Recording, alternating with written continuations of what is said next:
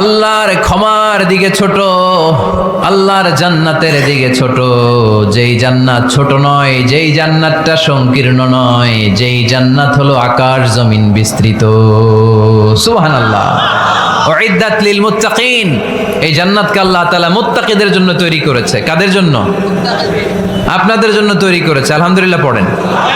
মুত্তাকি কারা? যারা আল্লাহরে ভয় পায়। মুত্তাকি কারা? যারা আল্লাহকে না দেখে ভয় পায়, তাদেরকে কি বলে? মুত্তাকি। আল্লাহরে দেখছেন কখনো? লা তুদরিকুহুল আবসার। পৃথিবীর চামড়ার চক্ষু দিয়ে আমার রব আল্লাহ তাআলাকে দেখা যায় না, কিন্তু ওহুয়া ইউদ্রিকুল আবসার, তিনি সবাইরে দেখতে পায়। সুবহানাল্লাহ পড়েন।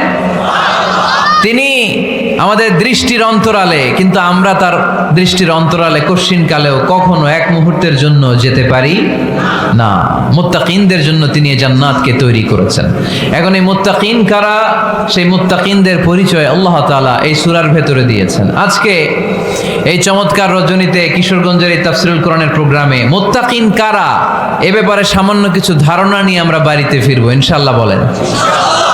মুত্তাকিনদের জন্য আল্লাহ তাআলা এই জান্নাতকে প্রস্তুত রেখেছেন। আল্লাহ তাআলা এই আয়াতে মুত্তাকিনদের 5টি গুণের কথা বলেছেন। কয়টি?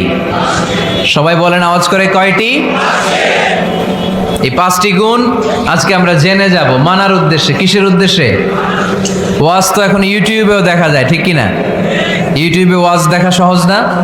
আমার এই ইউটিউবে দেখছেন কে কে? দেখি